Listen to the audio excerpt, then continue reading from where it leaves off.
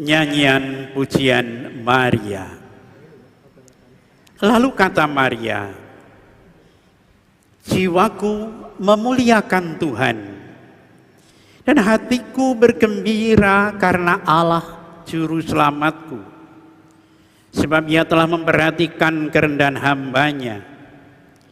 Sesungguhnya mulai dari sekarang, segala keturunan akan menyebut aku berbahagia, karena Yang Maha Kuasa telah melakukan perbuatan-perbuatan besar kepadaku, dan namanya adalah kudus.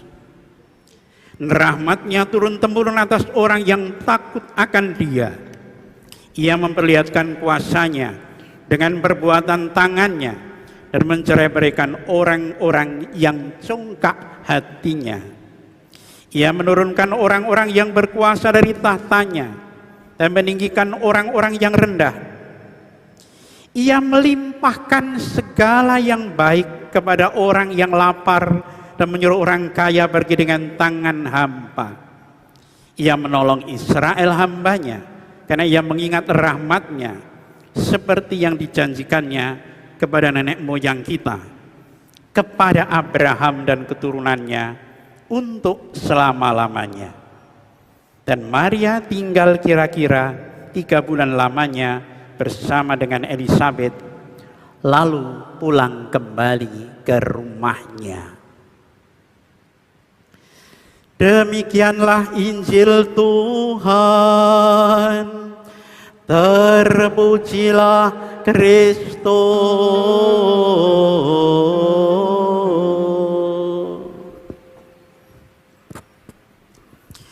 Bapak Ibu selamat malam, sore atau malam. Perkenalkan, saya Romo Budi.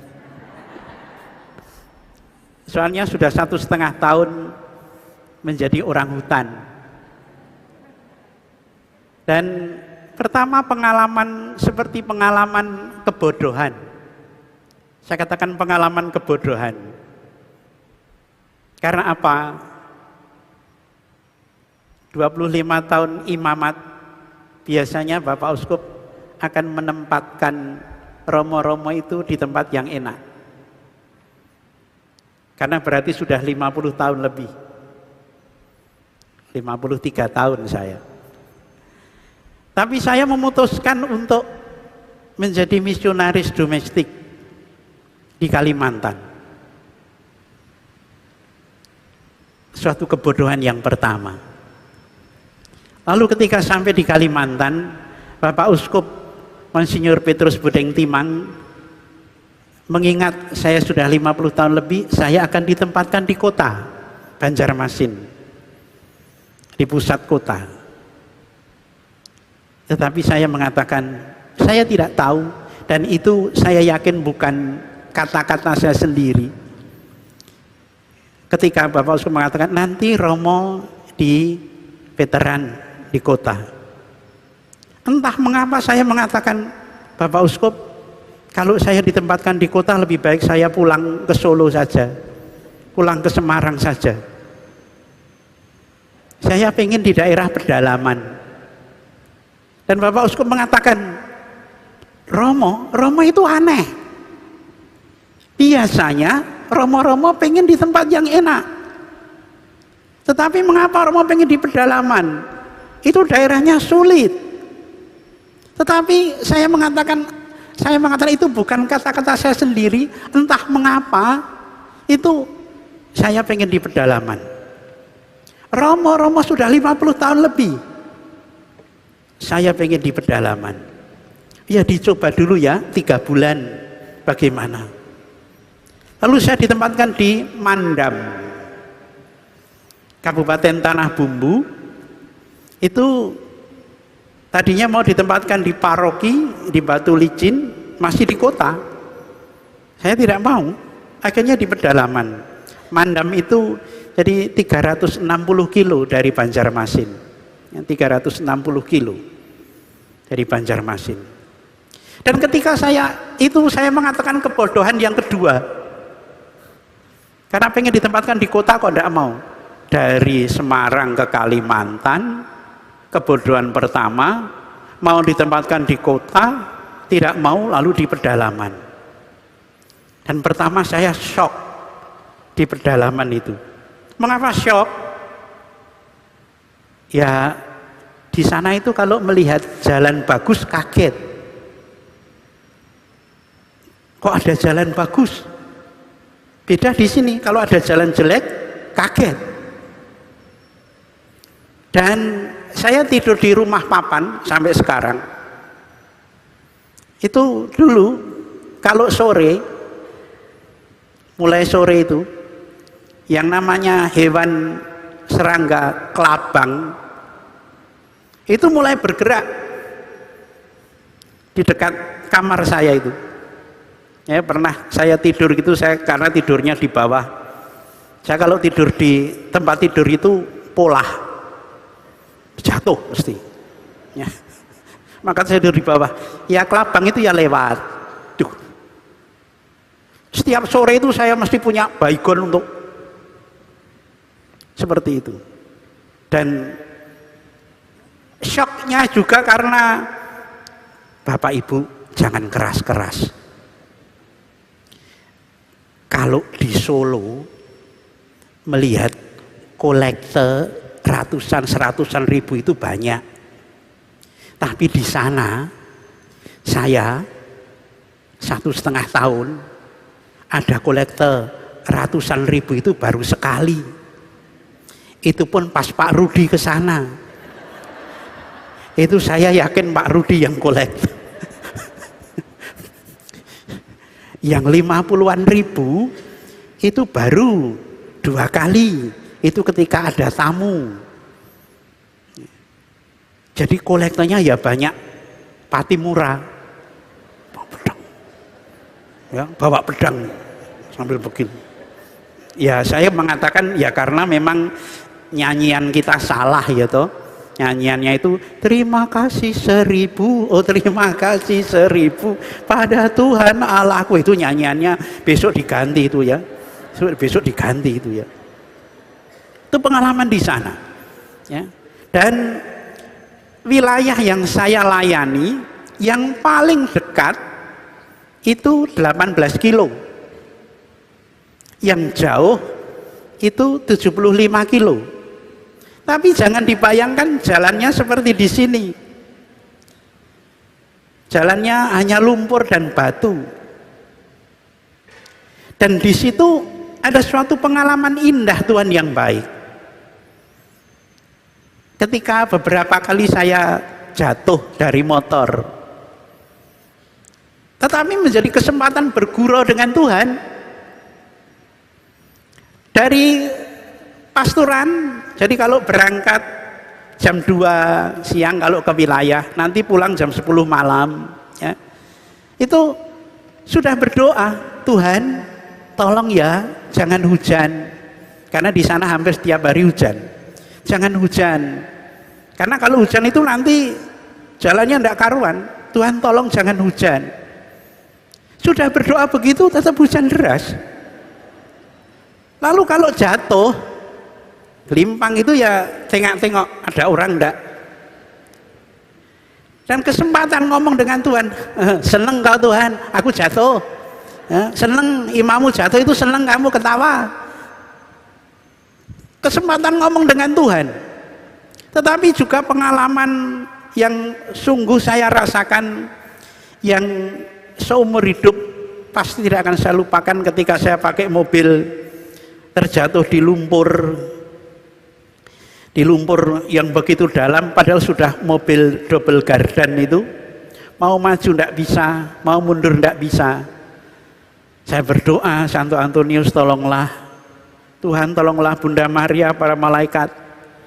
Dan ada suatu pengalaman rohani yang luar biasa yang kalau saya cerita itu masih merinding. Itu ketika saya sudah agak putus asa, nunduk begini, selesai berdoa saya tengok ke kiri, di samping saya itu ada yang saya percaya itu malaikat dengan melambai begini, kanan kiri seperti tersibak, dengan sayapnya yang putih, semua putih, aura putih itu. Ketika saya tengok, langsung saya mobil itu saya gerakkan bisa. Dan dalam perjalanan malam itu yang putih itu menyertai saya sampai sekitar 5 kilo sampai saya keluar dari hutan itu. Dan ketika selesai keluar dari hutan, cahaya putih naik begitu cepat. Saya berhenti. Tuhan, Engkau sungguh baik. Walaupun saya merinding karena takut itu malaikat atau kuntilanak itu kan, ya. Tetapi bahwa saya bisa keluar dari lumpur itu, saya percaya itu malaikat. Banyak sekali pertolongan Tuhan yang saya rasakan di pedalaman itu. Dan kalau saya melihat Anda di sini, saya terharu. Karena dari Anda yang ada di sini, saya bisa hidup, saya bisa melayani di sana. Dari Anda yang ada di sini, yang banyak menawarkan bantuan-bantuan, saya mengatakan saya bisa hidup di sana karena Anda yang ada di sini. Saya setiap pagi bangun jam 4:15, lalu masak, karena tidak ada pembantu, tidak ada koster, ya. Masak untuk dua rekan romo saya itu masih muda-muda, sama sekali tidak bisa masak. Pernah saya sengaja, saya di kebun sampai 6:30 malam, biar teman saya yang masak. Terus saya pulang, pas mau makan, teman yang masak itu mengatakan, Romo jangan makan sayur yang saya masak. Kenapa? Asin. Lalu saya memang tidak ambil. Tapi pagi hari berikutnya ketika saya mau masak, coba saya icipi, asin sekali. Setiap pagi bangun jam 4:15, nanti terus 5:30 pagi ibadat, jam 6 misa, nanti siang masak lagi, sore masak lagi, seperti ibu rumah tangga. Dan saya baru merasakan, oh jadi ibu ini berat betul. Betul, jadi ibu itu berat betul. Karena apa? Masak rutin itu ya berat, ya berat betul. Bapak-bapak mengatakan rapercaya, jajalan. Masak pagi, siang, sore, dan apalagi kalau le masak ora dipangan, mangkel, betul nggak ibu-ibu? Jadi kalau misalnya masak, kok ora dimakan, mung dilirik. Mangkel banget. Maka juga pernah ini masa kok tidak dimakan, tak lengke wae tekan sore. Ya itu pengalaman. Nanti ngresiki gereja ya, kami bertiga romo-romo itu ngresiki pasturan, itu pengalaman di sana, ya pengalaman di sana. Dan umat di sana dalam beriman itu berat. Beratnya bagaimana? Yang pertama, mereka tidak bisa memilih romo. Nah di sini kan bisa. Bapak Ibu tidak suka di Purbawardayan, pindah di Purbayan. Tidak bisa di Purbayan, pindah Solo Baru. Tidak bisa di Solo Baru, di Tirjatipuran, di Kleco. Di sana tidak bisa. Mereka tidak suka dengan saya, ya misa tetap dengan saya. Mau pergi, gereja terdekat 80 kilo. Saya kalau mau ke kota 80 kilo. Ya. Adanya pasar itu kalau hanya hari Selasa tok. Ya. Tapi yang dijual hanya banyak ikan asin. Ya, banyak ikan asin. Jadi ikan asin terus ya, banyak ikan asin. Ya. Kalau ada pas ada yang jual kepiting, ya beli kepiting dimasak. Nanti kalau ada rekan Semarang tanya, loh kamu di pegunungan kok ada kepiting hutan, saya bilang gitu. Ya kepiting hutan. Pengalaman di sana, umat di sana tidak pernah ada yang seperti di sini, dalam arti demikian. Misalnya, loh ini kok yang ke gereja sedikit.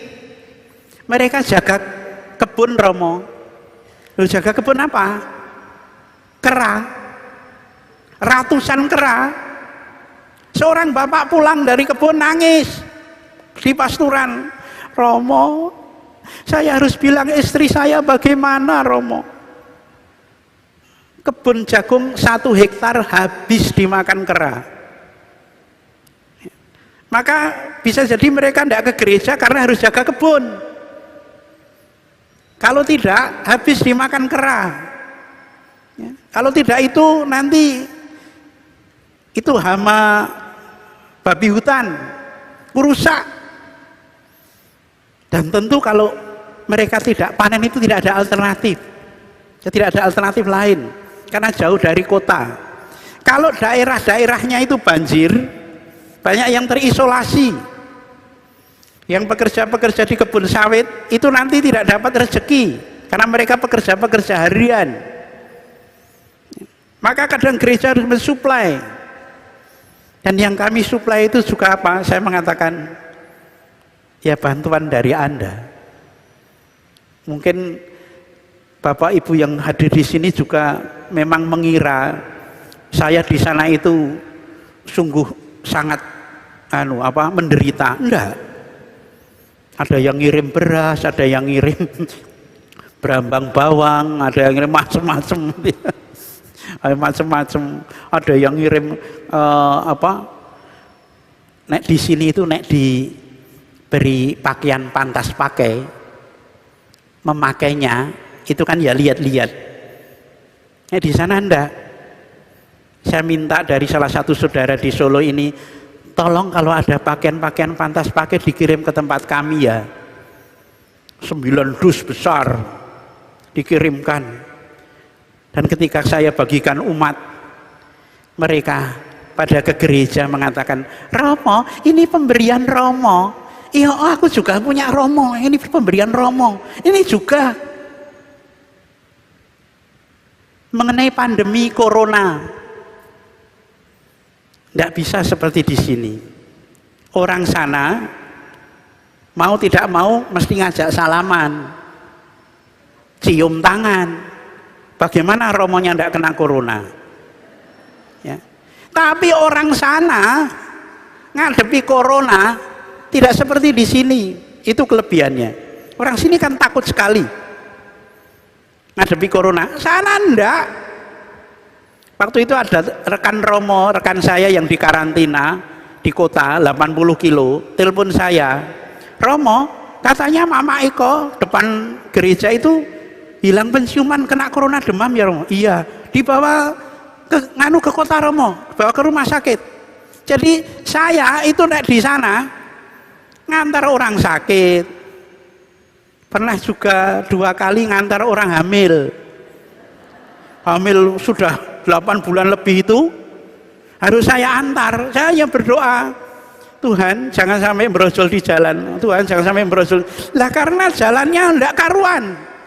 Kalau sampai brojol di jalan, dan orang sana itu, orang Daya itu memberi nama itu ya kadangkala siapa yang menolong. Kalau misalnya brojol di jalan terus saya kasih nama Budi Wihantono, nanti dikira saya punya anak di sana. Ya. Jadi orang sana itu ketika menghadapi corona, itu ketika Romo itu telepon saya, itu saya pas kena corona, juga pas kena corona, pagi mandi, pas cuci tangan, loh kok tidak bau sabun, kasih sampo, loh kok tidak bau sampo, wah kena ini saya. Tapi saya tenang saja. Rekan saya yang satu tidak tahu juga, kami makan bareng. Rekan yang satu kemudian pas keluar dari pasturan mengatakan, ini kok bau bangkai kuat sekali, di mana ya bangkainya? Romo enggak bau po? Ya bau, tapi di mana saya cari saya enggak ngerti, padahal saya hilang penciuman. Ternyata bangkainya di bawah kamar saya. Tapi saya lebih kaget lagi karena di sana juga karena bantuan saudara-saudara, saya membuat lapangan voli di samping gereja.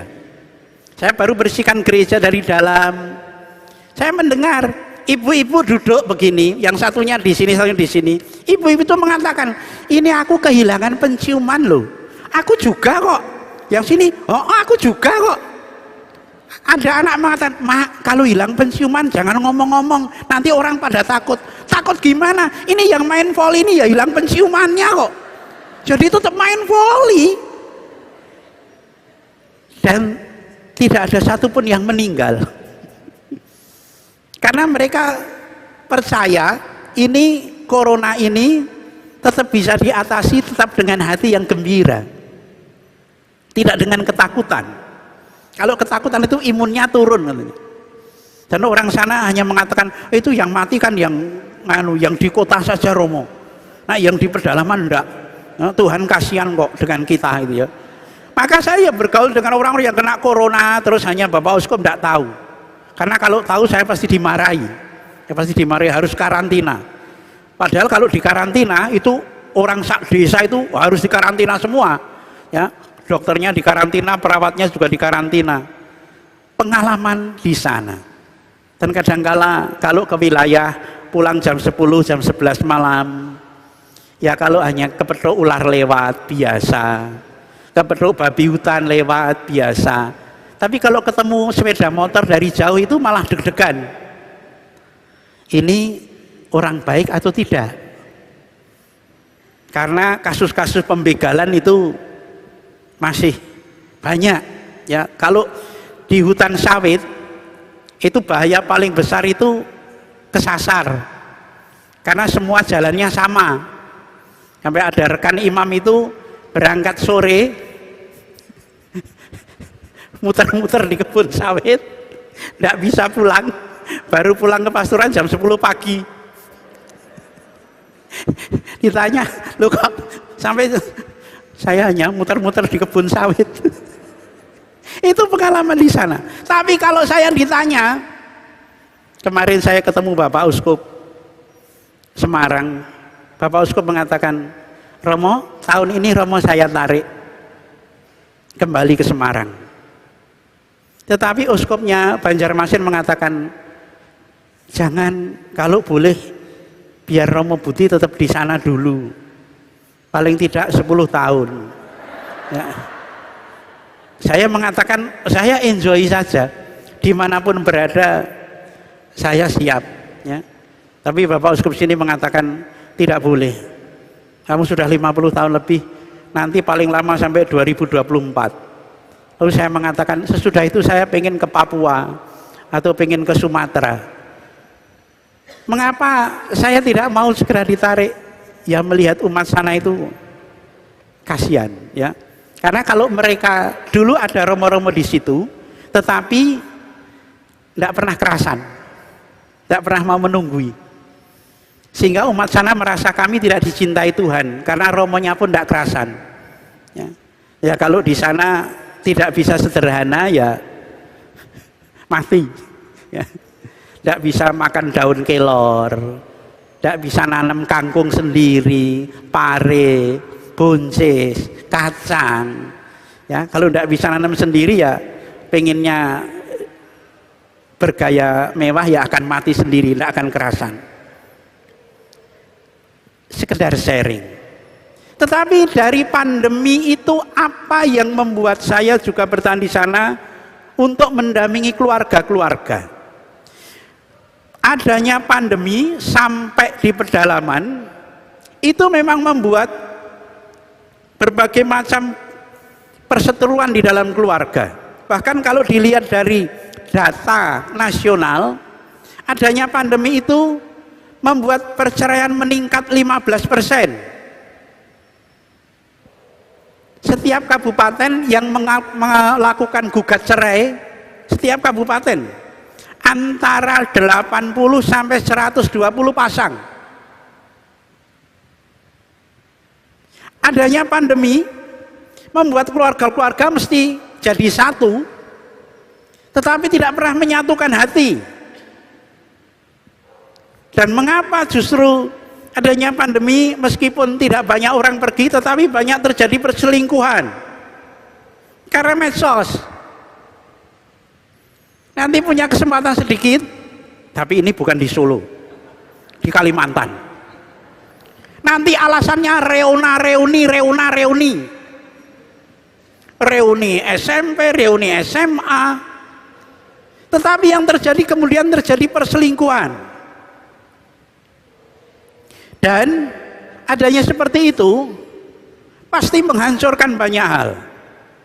Itu misalnya yang pertama. Yang kedua, para adiyuswa lansia meskipun jadi satu dengan anak-anaknya, dengan menantunya, banyak yang stres.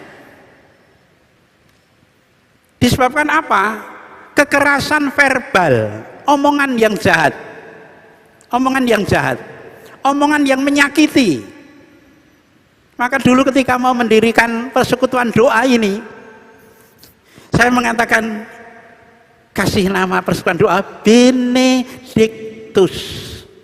Benedictus dari bahasa Latin, bene baik, bene baik, dictus dicere, dicere, omong-omongan, omong-omongan baik. Kalau membawa omongan baik, keluarga terberkati. Dan yang selalu saya sedihkan itu selalu, kalau ada orang tua atau adiyuswa atau lansia, itu rumusnya itu mestinya tambah tua itu tambah bahagia. Dan kebahagiaan itu yang utama ya diperoleh, didapat dari anaknya, dari mantunya, dari cucunya. Tetapi mengapa sering terjadi, dan ini juga meningkat, yang namanya lansia terlantar, justru disebabkan terlantarnya itu ketika keluarga itu berkumpul. Jadi secara fisik jadi satu, tetapi secara hati itu merasa terlantar karena tidak merasa dicintai oleh anaknya, oleh mantunya, oleh cucunya. Disebabkan oleh yang terutama kalau para lansia itu kekerasan verbal dari anak, mantu, cucu. Kalau di pedalaman itu kalau lansia tidak suka dengan, pas tidak cocok dengan menantu atau dengan, lalu pergi ke hutan. Di hutan ada pondok, bisa dari pagi sampai sore. Nah di sini mau kemana? Masa mau di rumah makan terus tapi tidak jajan? Ya. Soal bahasa, ya soal bahasa. Memang tidak mudah juga di sana itu, bahasanya itu agak beda, ya. Jadi kalau misalnya saya mau ke pasar mau beli sesuatu, ini harganya berapa? Mau menukarkah? Enggak, saya mau beli. Mau menukarkah? Enggak, mau beli. Oh ternyata membeli itu di sana menukar. Nanti kalau sudah saya beli, mereka kan mengatakan jualah. Enggak, mau saya pakai untuk aku. Jualah. Enggak, mau saya pakai untuk aku. Jualah itu artinya ikhlas. Ikhlas, kamu sudah beli ya, ikhlas, ikhlas. Jualah. Tapi juga ada yang kalau tidak hati-hati bisa kena parang saya. Maaf, maaf ya, maaf. Maaf. Maaf.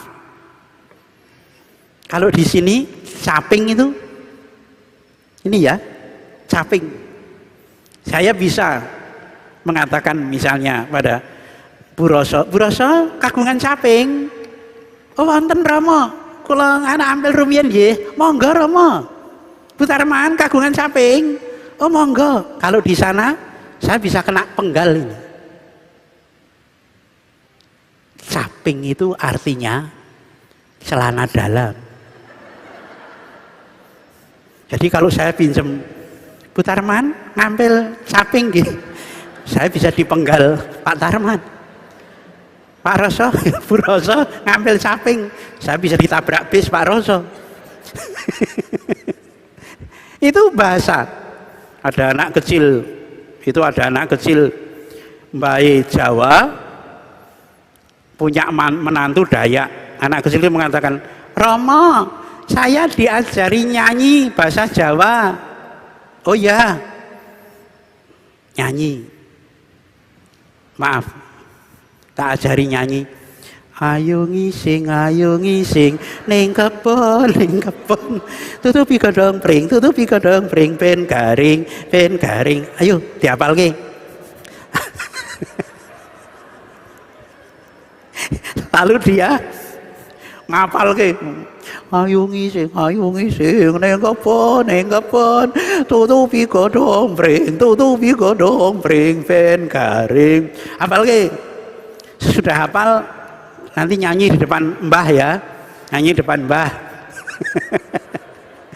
Nah itu dia ngumpulkan mbahnya, orang tuanya, lalu mbah aku mau nyanyi bahasa Jawa, aku sudah pinter sekarang bahasa Jawa. Oh nyanyi apa le?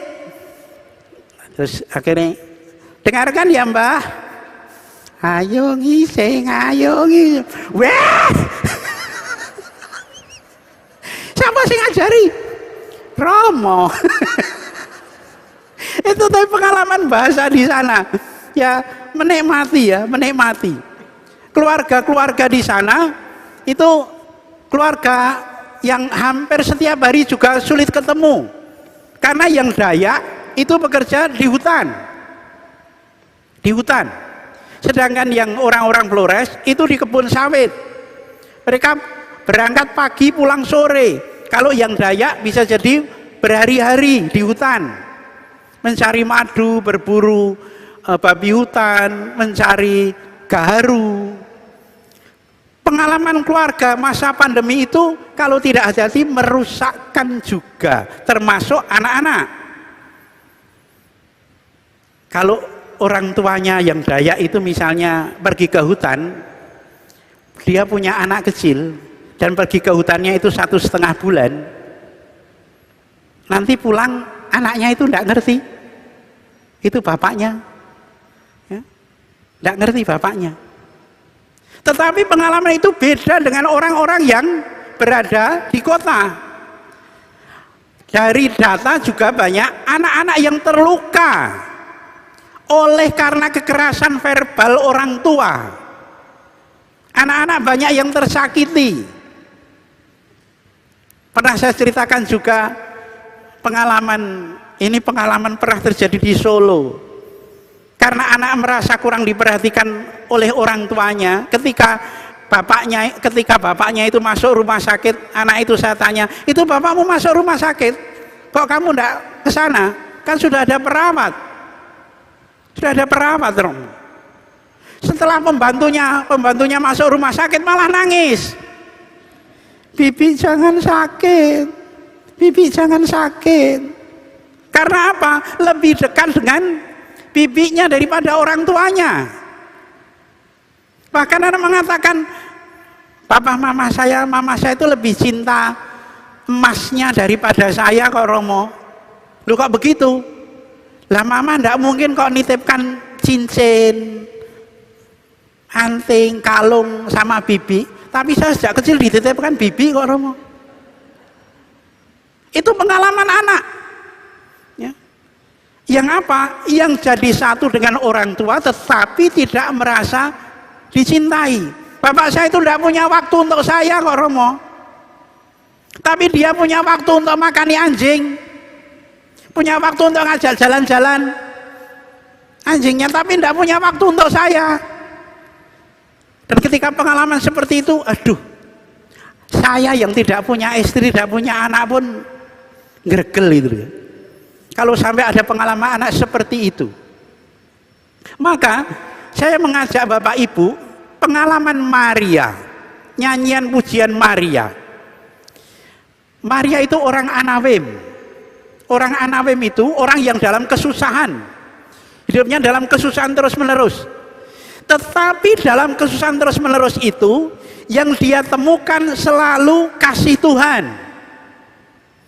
Selalu kasih Tuhan yang dia temukan.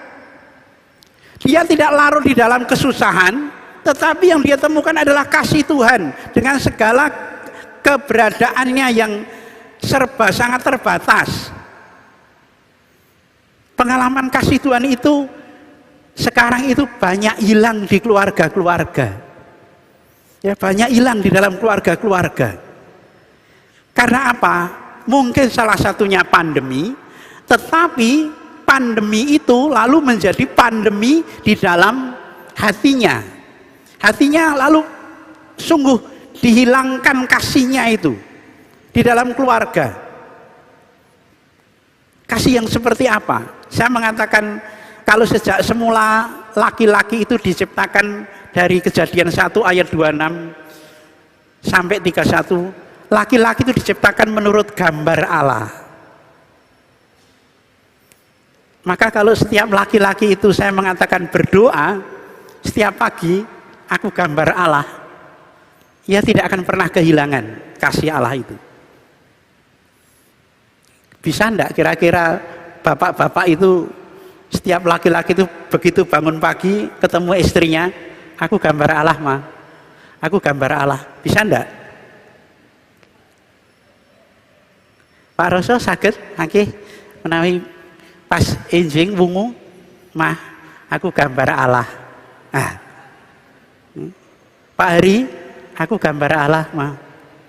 Ya. Pak Antono, aku gambar Allah. Dan ketika orang mengatakan itu, dia akan menunjukkan sifat-sifat Allah dan tidak akan pernah kehilangan jati dirinya. Tetapi kalau kemudian dia tidak menunjukkan sifat Allah, gambar Allah itu luntur. Dan kalau luntur, yang seharusnya gambar Allah 100%, mungkin tinggal 30% gambar Allah, yang 70 setan. Ya. Itu kalau luntur. Dan kasus perceraian meningkat 15%, yang menjadi masalah utama yang menggugat itu yang perempuan. Tapi bukan perempuan Solo loh ya, Kalimantan sana pedalaman. Nah, di Solo itu ya sok podo. Disebabkan apa? Kehilangan hakikat keperempuannya. Kalau laki-laki itu gambar Allah, diciptakan dengan identitas gambar Allah. Kalau perempuan apa? Hah? Penolong. Ketika perempuan kehilangan jati dirinya sebagai penolong, lalu mungkin jadi penuntut.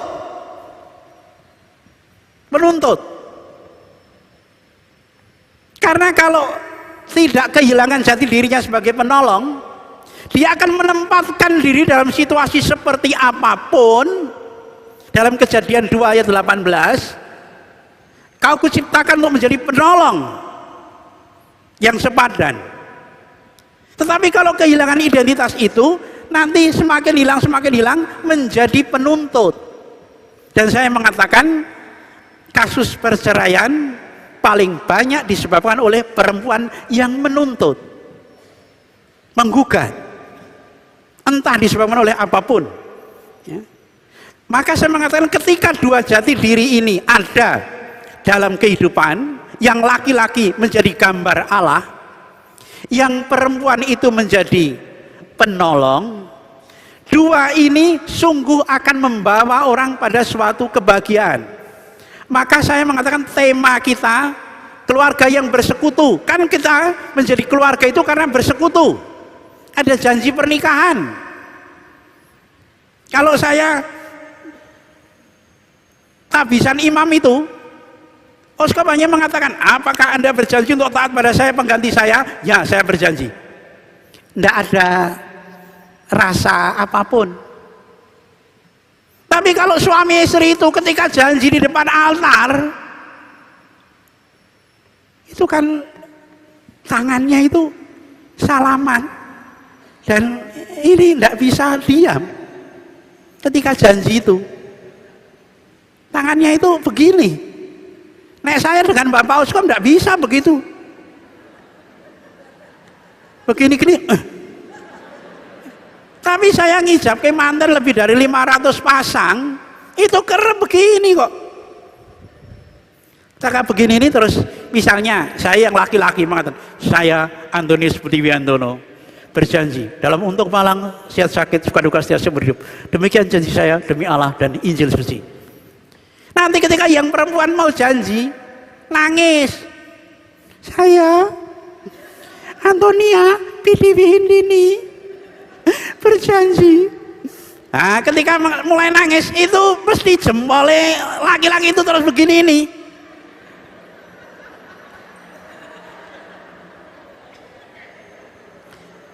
Nanti yang perempuan semakin lagi dalam untung malang, sehat sakit, suka duka, setia seumur hidup. Nah, dan janji itu, keluarga bersekutu, janji itu rumusnya hanya seperti matematika. Matematika itu ditambahkan, dikalikan, dibagikan, dikurangkan. Kalau memenuhi janji itu dalam bersekutu itu, dalam untung, saya menambahkan keberuntungan pasanganku, saya mengalihkan keberuntungan pada pasanganku, saya membagikan keberuntungan pada pasanganku, pasti bahagia. Saya mengurangkan kedukaan bagi pasanganku. Tetapi ketika itu dibalik, saya menambahkan kemalangan pada pasanganku, saya mengalihkan kemalangan pada pasanganku, saya membagikan kemalangan pada pasanganku, dan mengurangkan kebahagiaan. Hancur keluarga itu, entah dengan alasan apapun. Kalau saya menambahkan hal yang menyehatkan pasanganku, mengalihkan yang menyehatkan pasanganku, membagikan yang menyehatkan pasanganku, pasti bahagia. Tetapi kalau saya balik, saya menambahkan yang menyakitkan, saya mengalihkan yang menyakitkan, saya membagikan yang menyakitkan, di situ orang yang saya cintai harus menerima hal yang paling buruk dari kata orang yang katanya mencintai. Dalam suka dan duka, kalau saya menambahkan hal yang menyukakan pasanganku, saya kerap mengatakan, karena kadang-kala cara berpikir kita itu kebalik. Kalau pasangannya sehat, tidak pernah ditanya apa yang menyukakan, ya toh? Kalau pas sehat itu jarang toh istri mengatakan, "Pak, mau makan apa? Mau makan apa?" Jarang. Tapi nanti kalau pas sakit di rumah sakit, tidak doyan apa-apa, ditawari, "Mau makan apa-apa?" "Anu, cengkleng, Pak." "Enggak, Ma." "Apa? Rawon?" "Enggak." "Timlo?" "Enggak." "Sudah duduk sini saja, Ma." Duduk. Senang ditunggu istri, sehat, pulang. Setelah pulang sampai di rumah, "Ma, aku carikan timlo." "Adanya itu ya itu toh, Pak, enggak usah neko-neko." Sakit lagi, masuk rumah sakit lagi. Nanti di rumah sakit tawani lagi, ya tawari lagi. Jadi nek pas ora doyan ditawani, nek pas doyan ora.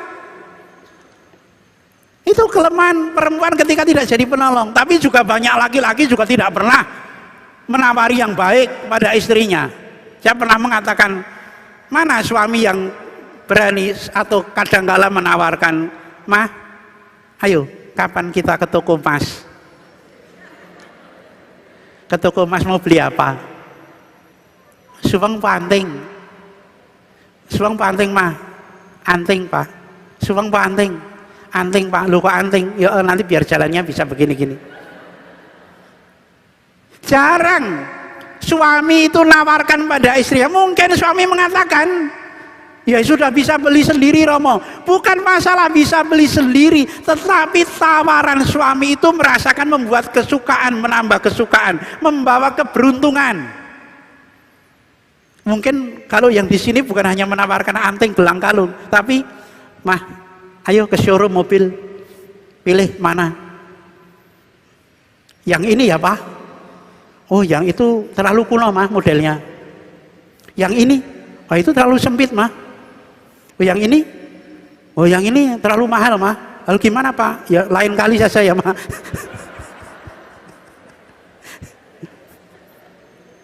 Sama, itu bukan hanya berlaku bagi suami istri, tapi berlaku juga untuk anak-anak. Saya kira kalau orang tua semakin tambah usia, itu juga akan bahagia kalau anak-anaknya itu mau menawarkan pada orang tuanya. Dari hal yang sangat sederhana, Bapak Uskup Banjarmasin itu Suatu ketika saya datang bawa pakaian batik sama bawa sandal yang diberikan umat dari sini. Bapak Uskup, ini saya dapat hadiah dari umat di Solo. Karena diberi banyak, ini tak atur ke Bapak Uskup. Saya berikan Bapak Uskup. Ada baju, ada sandal. Apa yang dikatakan Bapak Uskup? Baru kali ini selama saya jadi uskup ada imam memberi saya. Ternyata hal sederhana itu membuat terharu. Bukan masalah barangnya, tetapi bentuk-bentuk menawarkan yang membawa keberuntungan, yang membawa kepada kesukaan, yang menyehatkan. Maka tadi saya mengatakan hidup keluarga itu seperti rumus matematika, ditambahkan, dikalikan, dibagikan, tetapi yang dibagikan, yang dikalikan itu yang memberi keberuntungan, bukan yang menyakitkan. Ya, bukan hal yang membuat saya atau membuat pasangan saya itu menjadi sedih. Ya. Lalu saya sering mengatakan jangan sampai nanti, terutama para ibu itu pernah saya nyanyikan nyanyian legendaris itu ya. Wanita dijajah pria sejak dulu. Sejak dulu wanita dijajah pria. Pria menjajah wanita sejak dulu. Sejak dulu wanita dijajah pria. Jangan sampai itu. Ya. Karena apa? Ya dikatakan bahwa maka juga perempuan-perempuan itu dikatakan dari tulang rusuk laki-laki. Dari tulang rusuk laki-laki. Tulang rusuk itu dekat dengan hati. Maka kalau dekat dengan hati itu artinya dipeluk. Tapi juga jangan ada perempuan yang mengatasi laki-laki. Karena diciptakan dari tulang rusuk, tak balu ada perempuan yang diciptakan itu mbok menawa meleset bukan dari tulang rusuk tapi dari tulang kepala. Sehingga laki-lakinya takut sekali sama istrinya itu. Jadi kalau di kantor suaminya galak. Tapi sampai di rumah dibentak oleh istrinya, "Papa." "Iya, Mama." Itu mungkin istrinya dari tulang kepala itu, ya, bukan dari tulang rusuk, ya. Nah, Bapak Ibu yang terkasih dalam Tuhan, saya pada kesempatan ini hanya mau mengucap terima kasih banyak atas kebaikan hati Bapak Ibu terhadap umat kami di pedalaman. Secara tidak langsung itu Bapak Ibu telah memberikan keutuhan pada keluarga-keluarga, menyatukan keluarga-keluarga di sana. Umat saya ada sekitar 1.200 yang letaknya ada di lereng-lereng pegunungan dan juga di hutan sawit. Dan masa pandemi ini penuh dengan berbagai macam kesulitan. Tapi yang saya banggakan di sana, keluarganya tetap rukun dengan segala keterbatasannya. Keluarga tetap rukun dengan keterbatasan itu. Saya mengatakan bahkan sumbangan pakaian pantas pakai pun mereka sudah begitu senang sekali. Yang kedua, saya mengatakan saya datang ke Solo itu terharu karena apa? Bertemu dengan orang-orang yang baik hati. Bahkan kebaikan hati Bapak Ibu saya rasakan lebih besar daripada ketika saya di Solo. Mungkin ketika saya di Solo itu Bapak Ibu melihat wajah saya itu sudah, itu meneh, wong ireng kuwi meneh, ya. Apalagi sekarang pulang dari Kalimantan tambah hitam lagi ya tuh. Mungkin seperti, tapi ketika di Kalimantan banyak menawarkan ini itu, ya, banyak menawarkan ini itu. Jadi misalnya di sana ada gereja Napu sudah berdiri. Gereja Napu itu di lereng pegunungan Meratus. Umatnya yang bekerja di hutan itu 100% Dayak. Mau bangun gereja tidak ada dana. Saya ngupload ayam bertelur itu, yang ayamnya itu di gereja, mengeram di gereja, ternyata dapat dana bisa untuk bangun gereja satu. masih bangun Gua Maria, masih sekarang dalam proses ya Gua Maria. Karena memang romonya di sana satu keuskupan itu hanya 34. Hanya 34. Kalau di sini 400-an satu keuskupan. Di sini jaraknya tidak begitu jauh. Satu kota Solo berapa paroki? Di sana sahereh-hereh itu ya. Dengan jarak kalau dari pojok ke pojok sekitar 460 kilo. Romonya cuma ada 34.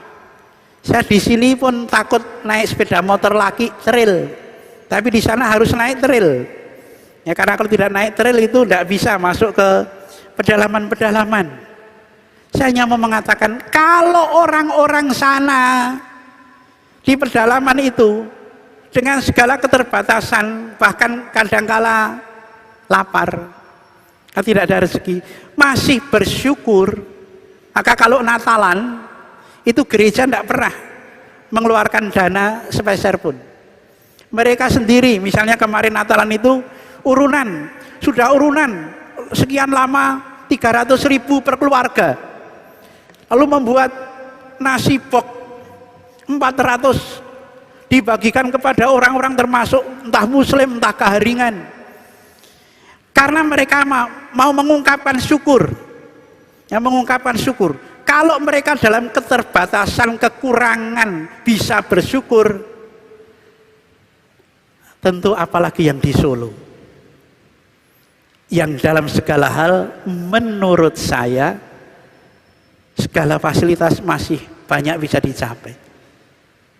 Kalau sana, kalau kelaparan di tengah hutan sawit, ya sudah terisolasi, ya, terisolasi. Kalau sakit, kalau ke dokter harus ke rumah sakit 80 kilo, ya 80 kilo.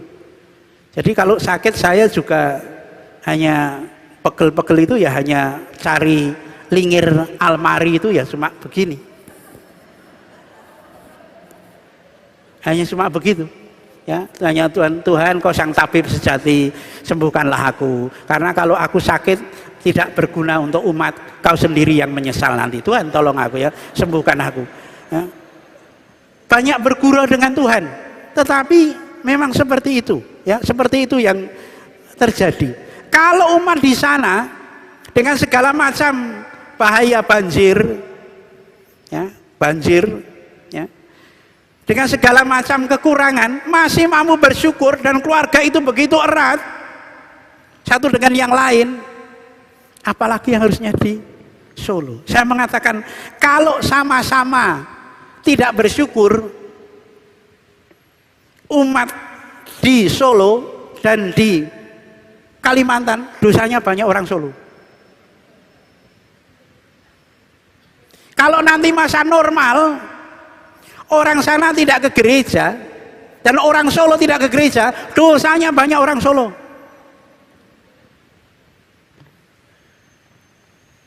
Ya karena apa? Di sini diberi banyak pelayanan, sedang di sana saya mengatakan umat sana waktu itu merasa tidak dicintai oleh Tuhan karena tidak ada pelayanan dari Romo yang bertahan di sana.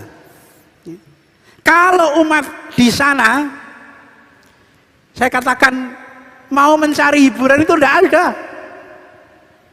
mau ke bioskop tidak ada, mau ke mall, boro-boro mall, pasar seminggu sekali, ya. Di sana pun masih umat banyak bersyukur, apalagi yang di Solo. Saya sering menceritakan orang Solo yang baik hati, orang Solo yang baik hati. Nanti kalau Bapak Ibu suatu ketika kalau sudah masa normal, saya masih di sana, silahkan datang ke Mandam. Sudah berdiri Gua Maria yang lumayan bagus, dan itu memang banyak dari sumbangan orang Solo, ya. Lalu ya hanya perjalanannya kalau dari Banjarmasin itu jalan darat 10 jam, ya 10 jam itu ya jalannya ya seperti itu, jangan disamakan dengan yang di sini. Saya mau mengajak seluruh umat di Solo ini bersyukur, tapi pertama-tama bersyukur atas keluarganya, bersekutu, berpartisipasi, artinya mari menjadikan keluarga kita menjadi orang yang merasakan keberuntungan oleh karena saya, karena kehadiran saya di rumah masing-masing itu. Jadi istri bisa bersyukur karena suaminya, suami bersyukur karena istrinya, anak-anak bersyukur karena orang tuanya, dan orang tua bersyukur karena anak-anak. Saya mau mengajak itu, berpartisipasi dan bermisi. Bermisi itu artinya kalau keluarga itu bisa menjadi baik, itu akan dilihat oleh orang lain, akan dicontoh. Itu bermisi. Setiap keluarga yang dibentuk itu keluarga bermisi, menjadi contoh bagi yang lain, sehingga sungguh nanti umat Solo bisa terjadi contoh dalam berbagai macam kehidupan, baik di gereja maupun di masyarakat. Saya berdoa untuk seluruh umat di Solo ini. Amin. Berkah dalam.